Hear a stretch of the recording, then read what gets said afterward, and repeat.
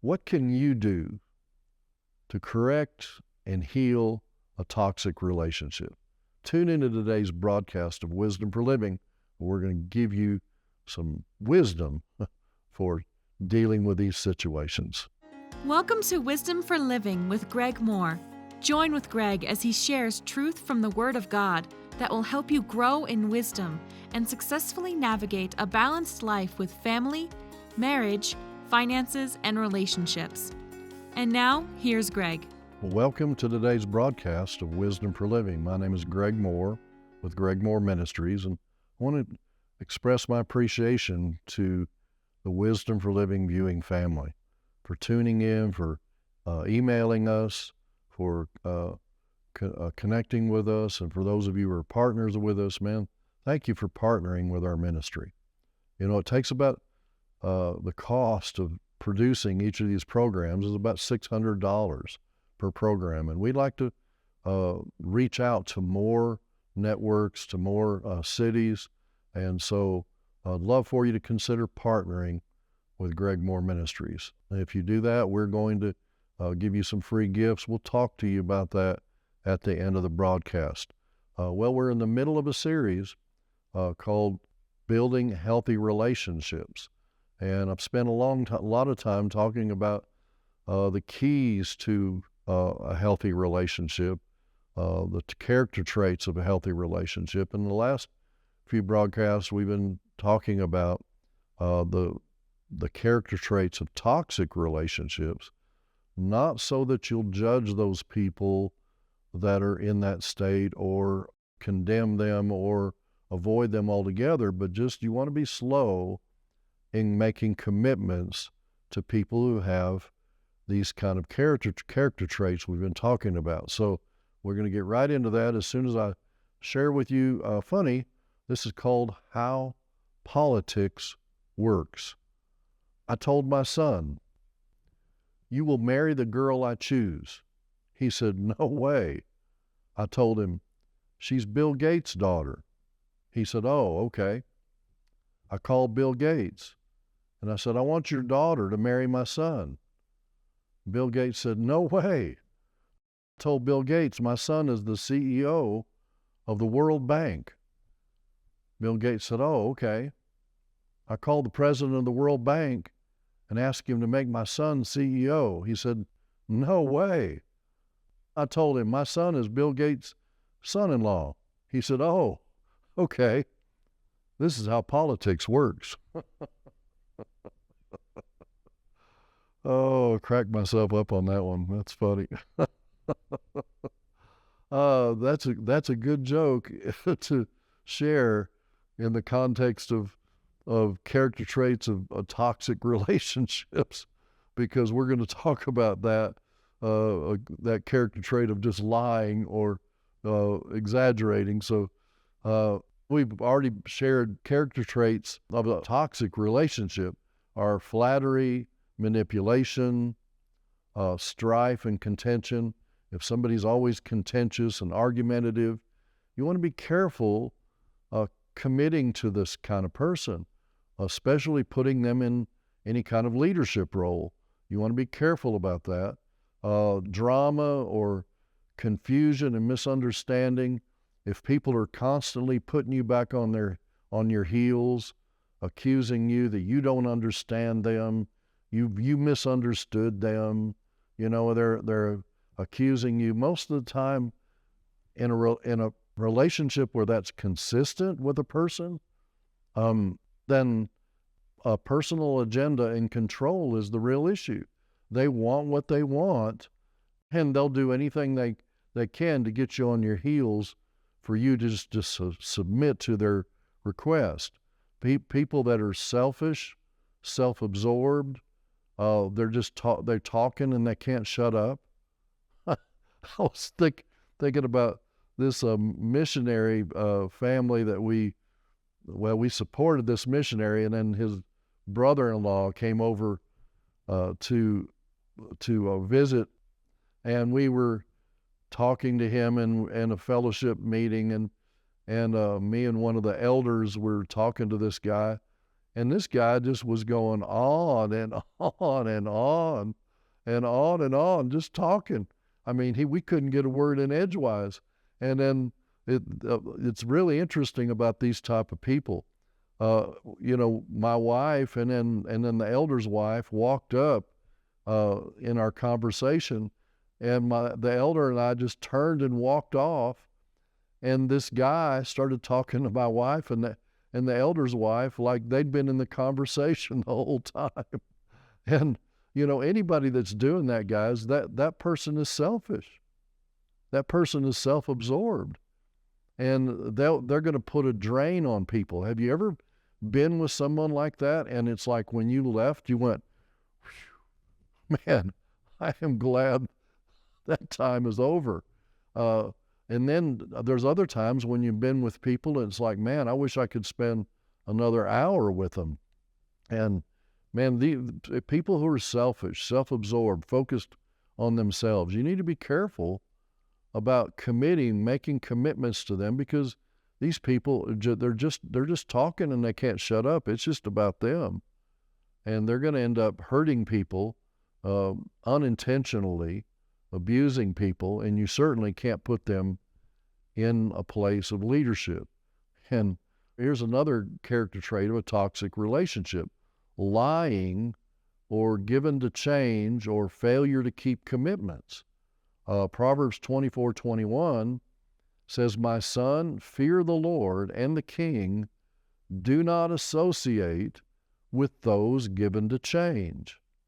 Do not associate with those given to change. This is the word of God, my brother and sister. God's trying to help us here not make business commitments or financial commitments, or certainly not marital commitments, to people that are given to change, or people that they're constantly lying about things, and then they have to make another lie to cover up the last lie. And man, it's just so much simpler life to just deal with the truth, because you don't have to look over your shoulder. You don't have to live in regret. Just you can sleep well at night. Just deal with the truth. People who are one day talking about a dream that they had and a vision that they have, and then in another month later or 6 months later, they've got another vision or another dream, and they go from one job to the next. These are people that you need to be cautious and slow about making commitments to. And so many times, in the name of mercy, we want to just love these people and hope that that's going to change them. And certainly I'm open to disciple people who have any of these, or mentor any of these character traits. But does a person want to change? Do they really want to change? And that's what I want to know. Do they want to stay where they are and just get me to agree with them? Many times people want to talk to me about what they're doing, and they just want me to agree with them. Well, like Andrew Womack said, I can't agree with them or we both be wrong. It's just, people we just need to watch people who are not following through on their commitments. They exaggerate or just plain outright lie about things, and then they don't follow through with their commitments, or they're just given to change all the time. This is not a healthy relationship to commit to. Romans 12:3 says, "For I say, through the grace given to me, to everyone who is among you, not to think of himself more highly than he ought to think, but to think soberly, as God has dealt to each one a measure of faith." And so someone who thinks more highly of themselves, they're going to try to get you to affirm that they're okay and everything's right, and they want you to enthrone them as the person that's high and lifted up, and they're trying to impress you with all of these.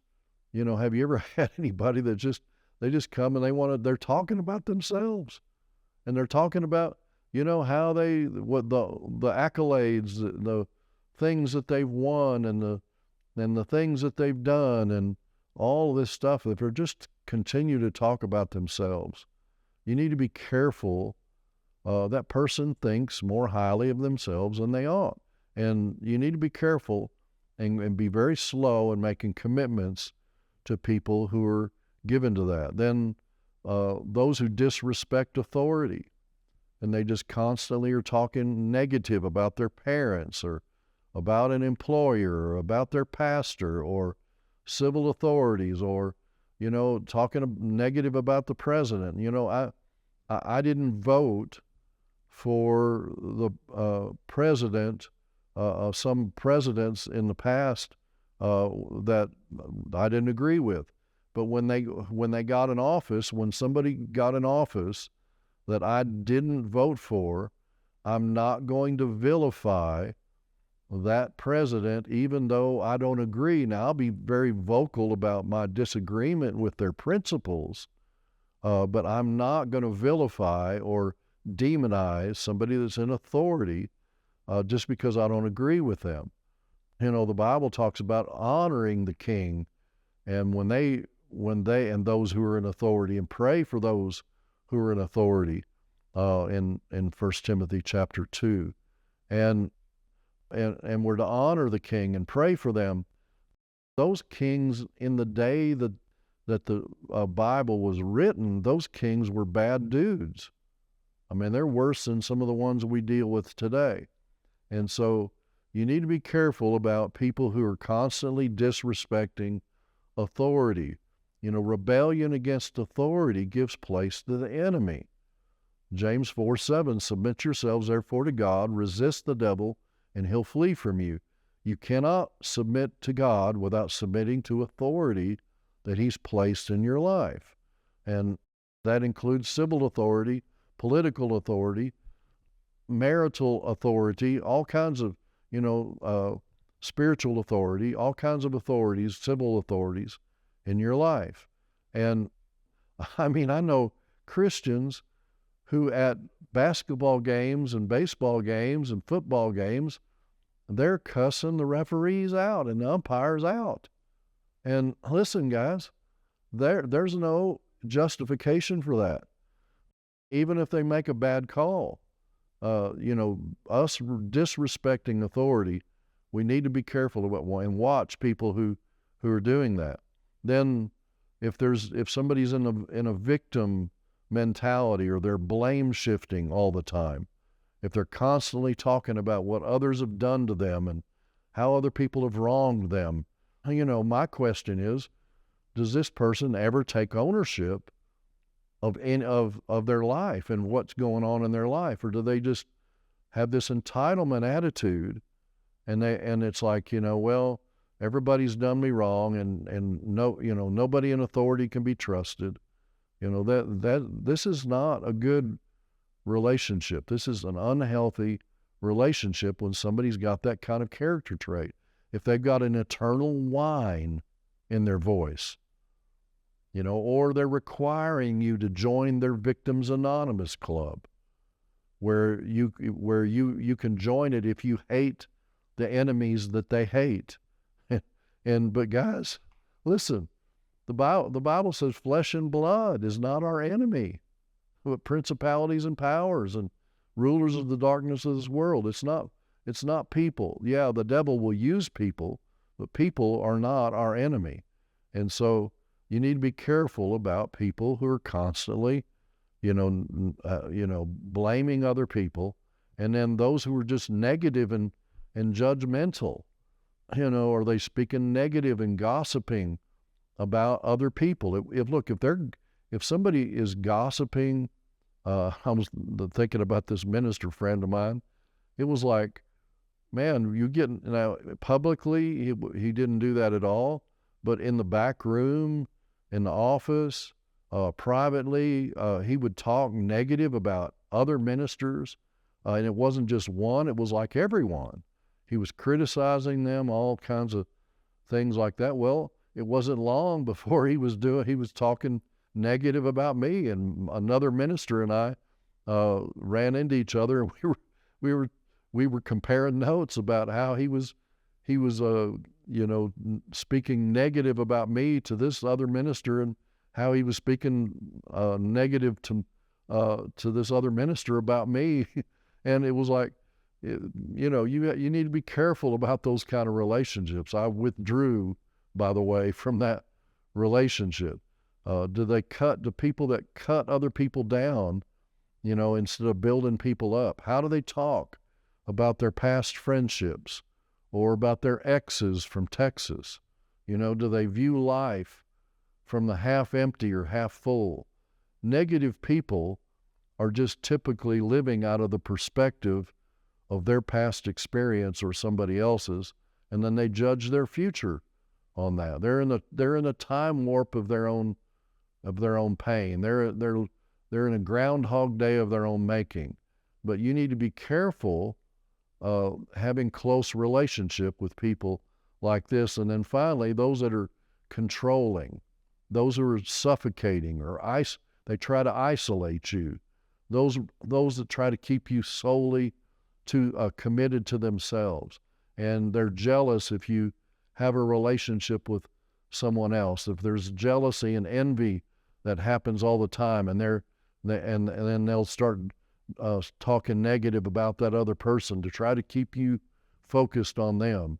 That's a relationship that is not healthy.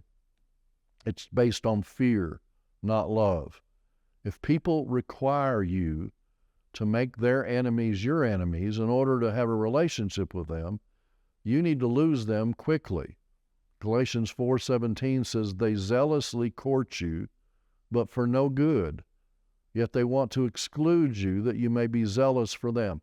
That's a toxic relationship, my brother and sister. Now, how should we live and respond to people who are in these behavior patterns? Maybe you're married to one of them, okay? Maybe you are one of them. But, I'm not telling you to break off the relationship. I'm not at all encouraging you to divorce that person, or, leave that business relationship, or just, drop it right now. But, you need to respond, first of all, in prayer. And what do you mean by that, Greg? Well, don't judge that person. You need to pray redemptive prayers over that person. You need to pray the word over them. Ephesians 1:17 through 19, that they might have a revelation of the eyes of their understanding would be enlightened. They may know the hope of his calling on their lives, and what's the exceeding greatness of his power toward them who believe. And in Ephesians 3:14 through 19, that they might get a revelation of God's love for them. Pray the word over them. Don't give up on that person. And we're going to talk in subsequent broadcasts about how to deal with confrontation and do it in a godly way. And so we don't, you need to respond with mercy, but then also truth, and then patience. That you're not going to change that person overnight, but if somebody's manifesting one or more of these traits, you first of all, depends on your relationship with them. Maybe it's just a friend of yours. Well, it depends on how close are you to that friend. Have you invested any time in them? If I don't know the person well enough where we've developed any kind of a relationship where I've encouraged them and poured into them and invested in them, well, then I don't really have the right to go in and try to straighten them out and correct them. But if it's a closer relationship and I've invested in them, then, first of all, I'm going to pray. I'm going to pray the word over them. And then I'm going to reach out to them. I'm going to and appeal to them, maybe some things they haven't seen, and appeal to them that, hey, when you say this or do this, this is the impact it has on other people. Yeah, I'm sure you don't realize that. And instead of just going in there with your guns blazing and telling them, you always do this and you never do that. If you're in a marriage relationship where your mate, your husband or your wife has some of these toxic character traits in their relationship, appeal to them. Don't go in there with your guns blazing and slap them in the face and tell them you never do that, or you always do this, or wish you wouldn't. I wish you'd stop all this. No, just you go to them and appeal to them and say, look, I need your help, and maybe maybe 90% of the problem is me. Maybe it's just the way I'm perceiving it or receiving it. But when you say this, or when you do that, this is the way it makes me feel. And I just need your help, and appeal to that person. Don't go in there with your guns blazing. That's not the way to correct those wrong character traits. And again, you pray for them, and then be patient with that person. And then the other thing is, don't go in with 14 different things. I mean, I shared 10 or 12 character traits of a toxic relationship. When you go appeal to that person, just talk to them about one. Don't just go in there with your list of 14 things. Just address the big one, because there's usually a stronghold in that person's life that other things are wrapped around. And if you can address that one thing, it could be the issue of pride, or it could be the issue of anger. You address that and appeal to them and ask them for help, and just say, you address them and just say, look, I understand this is not one-sided. I'm sure I've contributed to this problem and your reaction, but I just need your help, because this is causing problems with us. I don't want to argue all the time. I want us to have healthy relationship. And then if possible, if the person is open, encourage them to go get some word-based counseling from somebody that can help disciple them, that can help them see the truth. And but even if they're not open to that, you may want to go get some counsel about how you can respond to that person. Then you respond with humility, not pride. Man, you can't lead others beyond your level of revelation and success. And it all starts, God gives grace.